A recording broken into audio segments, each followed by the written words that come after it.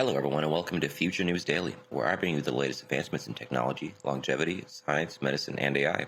Today is Friday, January 27th, 2023. Don't forget to like, subscribe, and hit the notification bells. With that being said, let's get started.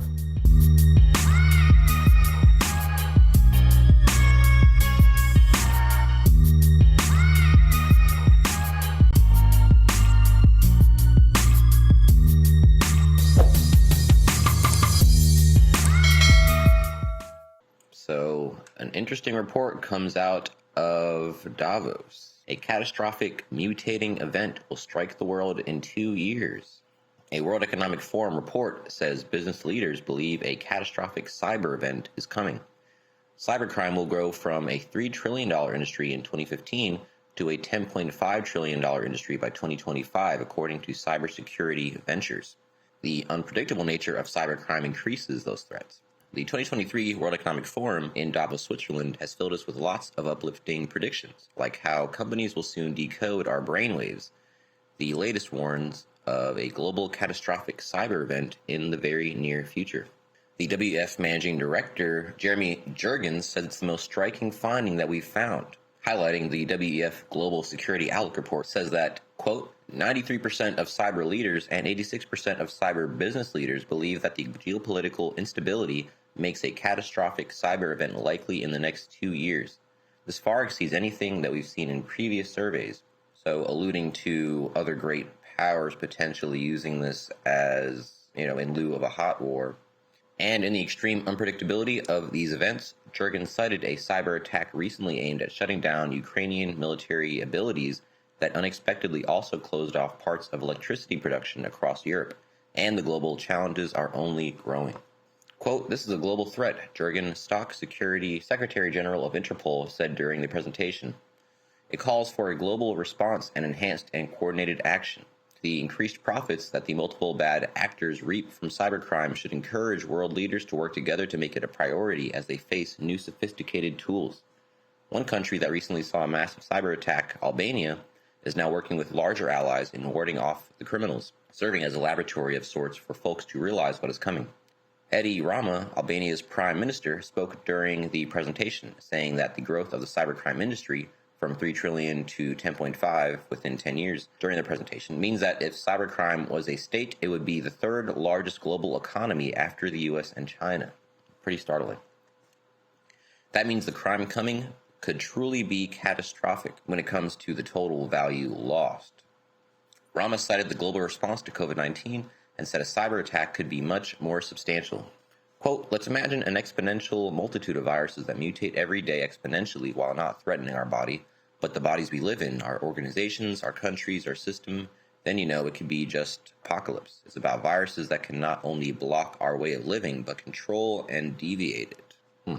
So, of course, this is just trying to bring awareness to this issue. It seems like there is a couple of them happening every year, whether it's with pipelines, computer systems, or various opposing countries. It does seem like an inevitability, just being a matter of time. So, especially being that it's much more lucrative as time goes on, being that data is the new gold, essentially. We need to make sure that the things that we place all our value in are very secure. Yeah, hopefully this will allow us to tackle this issue now that we've got a lot of good minds on it. So yeah, moving on. Scientists create shape-shifting humanoid robot that can liquefy and reform. Scientists have achieved a breakthrough in robotics, a shape-shifting robot that can switch between liquid and metallic states to navigate difficult environments without sacrificing strength. So one step closer to the Terminator. Because they can both be soft and hard, the tiny sea cucumber-inspired robots can overcome the limitations of robots being just one thing or the other, therefore have the potential to find greater utility in areas like electronics, assembly, and even medical applications to offer. The researchers had the robots navigate obstacle courses, remove objects or put them in a model of the human stomach, and even liquefy to escape from a cage before reforming back into their original humanoid form. Quote, enabling robots to switch between liquid and solid states gives them more functionality, says engineer Chengfeng Pan of the Chinese University of Hong Kong in China. The time-lapse up here is showing the robot's daring escape, prison escape here. So there are many uses for small robots that can get us around in places too small or awkward for humans to do with typical tools, from tricky repair jobs to targeted drug delivery. But hard materials aren't the best for navigating tight spaces or tight angles, of course, while soft, more flexible robots tend to be weak and more difficult to control. To find a compromise, a team of researchers led by Pan and his colleague Qinyang Wang of Sun Yat-sen University in China turned to nature for inspiration. Animals like sea cucumbers can alter the stiffness of their tissues to improve carrying capacity and limit physical damage, while squid can alter the stiffness of their arms for camouflage, object manipulation, and locomotion. To create a robot that could do something similar, the researchers needed a non-toxic material that could easily switch between soft and rigid states at ambient temperature. They turned their attention to gallium, a soft metal that has a melting point of 29.76 degrees Celsius at normal pressure, a few degrees below the average human body temperature. You can smelt gallium just by holding it in your hand. Wow. The researchers embedded a gallium matrix with magnetic particles, creating what they called a, quote, solid liquid magnetoactive phase change machine. The magnetic particles have two roles here. One is that they make the material respond to an alternating magnetic field so you can inductively heat the material and cause the phase change. But the magnetic particles also give the robots mobility and the ability to move in response to a magnetic field. After testing whether the solid to liquid transition was reversible, it was. The researchers ran the little robots through some series of tests. The robots could leap small moats, climb over obstacles, and even split up to perform cooperative tasks by moving objects around before rejoining and solidifying again. They even melted a small humanoid version shaped like a Lego figure to escape a small prison cell, seep through the bars, and regroup on the other side in a homage to a scene from the Terminator 2 movie. So I'm going to play this just to see what it looks like. Here we have this little Lego character in the box. And I guess they're controlling it with let me read a little bit down here. The team explored practical applications. They created a model of a human stomach and had the robot gobble up a small object inside and remove it.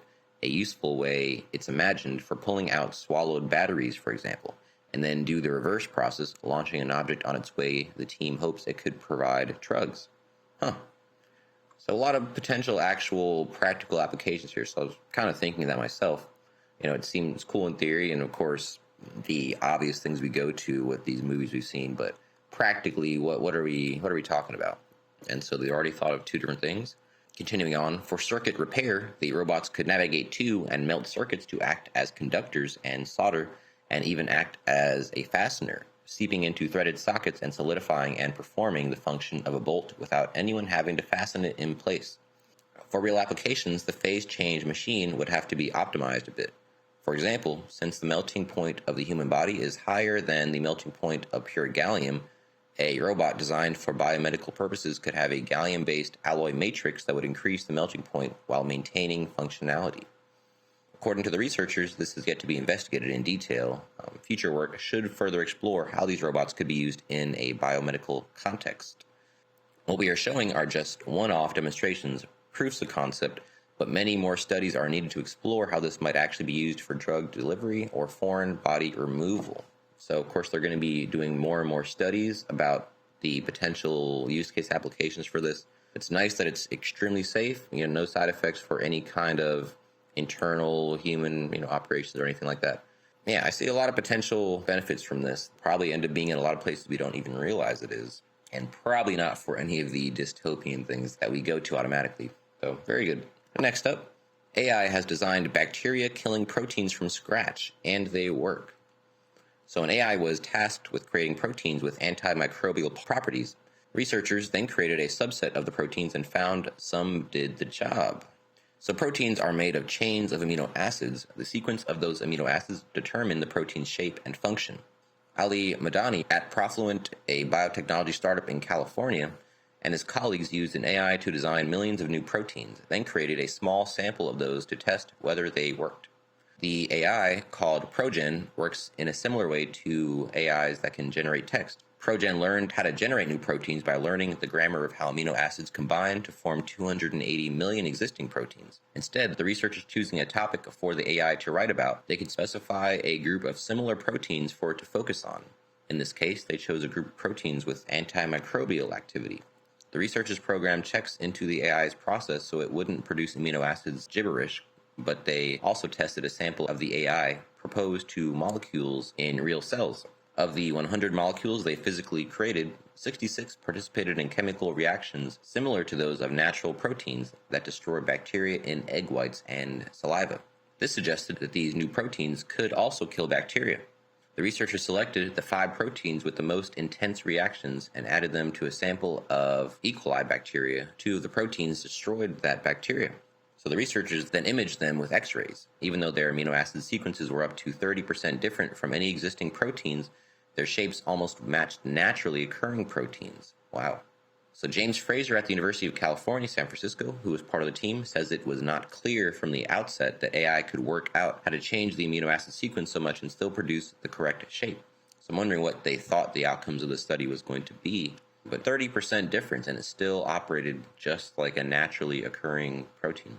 Quote, it was sort of, it looks like a duck, it quacks like a duck situation, and X-rays confirmed it also walked like a duck, says Fraser. He was surprised to have found a well-functioning protein in the first relatively small fraction of all progen-generated proteins that they tested.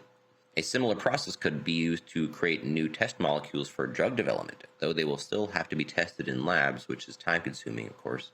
But you might have situations where they find a different protein, so one that replicates the effects of a different drug that maybe has different side effects. Very well be a possibility. The fact that there's 280 million different existing proteins right now, so I mean, you could spend a whole lifetime on AI just creating new proteins, it seems. Very interesting. Last one I have up for you guys today. Drone fleet uses 3D printing to build large-scale structures. So I have a couple questions about this, like where's the material coming from if they're all standalone drones? They're not hooked up to anything. Anyway, let's see what's going on here. Robotic additive manufacturing methods are being retooled for use in the construction industry. There are currently 2 ways to use 3D printing in construction. 3D printing structural components off-site, then transporting those pieces on-site for assembly, or using ground-based 3D printers to produce structures on-site. But ground-based printers are limited in the size of the structures they can print. Researchers from Imperial College London and the Swiss Federal Laboratories of Material Science and Technology have developed a system that eliminates the scalability issue by using fleets of drones equipped with 3D printing systems. Large and complex structures could potentially be entirely built with multiple drone-based printing systems that operate from the construction site.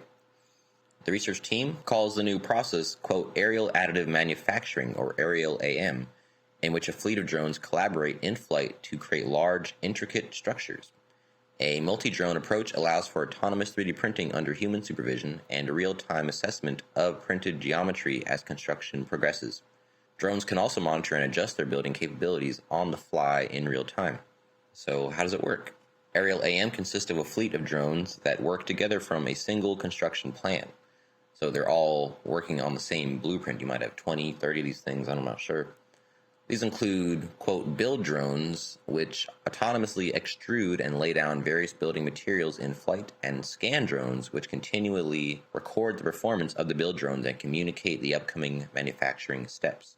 Both types of drones can work in 3 dimensions, either simultaneously or sequentially, and using a special building arm can deposit building materials with manufacturing accuracy of a few millimeters. One of the most interesting mechanical engineering aspects of the project was the development of a manipulator to compensate for disturbances to the drone trajectory and deposit material precisely. The use of a Delta robot architecture rather than a conventional robot arm meant that the weight of the moving parts and so movement of the center of mass of the drone was minimized. So during these experiments, researchers used 2 different materials, one a foam and the other cementous. I'm guessing the foam one had an expansionary property to it. These materials needed to be lightweight for easy drone transport and easily extrudable or printable, but also strong enough to be laid down on top of each other to form layers. As a proof of concept, the drones were first used to craft a 2.05 meter high cylinder with a 0.3 meter diameter made of 72 layers of the foam material.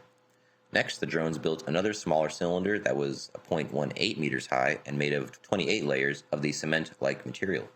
To see if their manufacturing method could be scaled effectively, researchers also conducted a simulation experiment that virtually printed larger structures successfully using 15 drones. Quote, we used a scanning drone to build a 3D model of the printing progress and took corrective action when errors in layer height began accumulating. I think the scanning in the loop process has a lot of potential and in the future could include structural analysis during the printing process to ensure the structure is sound at all times as it is put together. So numerous researchers are exploring precise manipulation and environmental interaction with these drones. Potential applications include placing sensors, collecting samples, and repairing cracks in major structures. So maintenance and repair could be very, very good cost saving right there. The ability to repair in flight would also eliminate the need for scaffolding. We've proven that drones can work autonomously and in tandem to construct and repair buildings, at least in the lab, says Kovac. We believe our fleet of drones could help reduce the costs and risks of construction in the future compared to traditional manual methods. Our scalable solution could especially help us construct and repair buildings in the difficult-to-reach areas in the future. So it seems that there are a lot of potential use cases for this technology, some that we may not be thinking of right now, as tends to be the case. So, yeah, I think some people might actually be a little bit upset because it sounds like this is going to take a couple more types of jobs away from the market. Right here in this picture is the cylindrical proof of concept thing they were making here.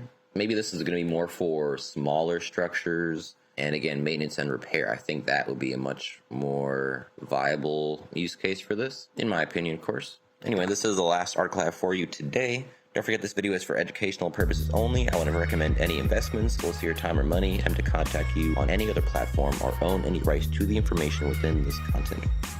With that being said, thanks for tuning in, and I will see you in the next one.